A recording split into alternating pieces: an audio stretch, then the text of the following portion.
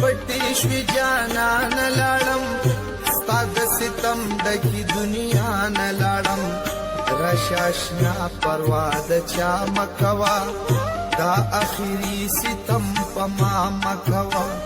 په منډو منډو زما کټ لراشه درنه روان یم درنګ ساعت لراشه په دواړه مخه مې راښکل کړه اشنا لږ مې رانیغ په خپل سنګل کړه اشنا لږ شان مې پرېږده چې دیدن وکړمه لږ شان آرام چې ستا پتن وکړمه درنه روان په لوی سفر یم زو